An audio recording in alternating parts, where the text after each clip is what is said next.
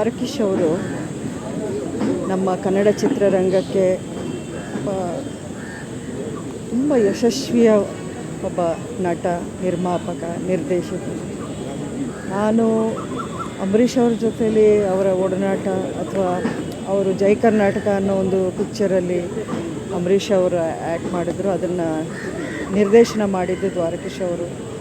ಅಷ್ಟೇ ಅಲ್ಲದೆ ವಿಷ್ಣುವರ್ಧನ್ ಅವ್ರ ಜೊತೆಯಲ್ಲಿ ಅಥವಾ ಅವರ ಮನೆಯಲ್ಲಿ ಹಲವಾರು ಸತಿ ಭೇಟಿ ಮಾಡಿ ಅವರು ಯಾವಾಗಲೂ ಎಲ್ಲರನ್ನೂ ನಗಿಸ್ತಾ ಇರೋರು. ಅವ್ರ ಸಿನಿಮಾದಲ್ಲಿ ಯಾವ ರೀತಿ ಮನರಂಜನೆ ಮಾಡಿದ್ರು ಅದೇ ರೀತಿ ಅವರು ನಿಜ ಜೀವನದಲ್ಲೂ ಎಲ್ಲರನ್ನೂ ನಗಿಸ್ತಾ ತುಂಬಾ ಎಂಟರ್ಟೈನಿಂಗ್ ಆ್ಯಂಡ್ ಹ್ಯಾಪಿ ಪರ್ಸ್ನಾಲಿಟಿ ಆಗಿದ್ದರು.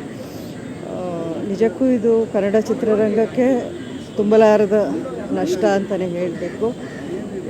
ಎಲ್ಲರೂ ದುಃಖದಲ್ಲೇ ಇದ್ವಿ. ಆದ್ರೂ ದೇವರು ಒಂದು ರೀತಿ ಅವರಿಗೆ ನೆಮ್ಮದಿಯಿಂದ ಶಾಂತಿಯುತವಾಗಿ ಅವರನ್ನು ಕರ್ಕೊಂಡು ಹೋಗಿದ್ದ ರೀತಿಯೂ ಅದು ಒಂದು ವರವೇ.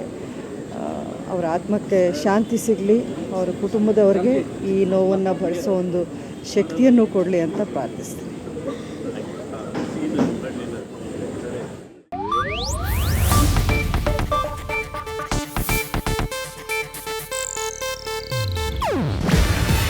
ಇದು ಏಷ್ಯಾನೆಟ್ ನ್ಯೂಸ್ ನೆಟ್ವರ್ಕ್ ಪ್ರಸ್ತುತಿ.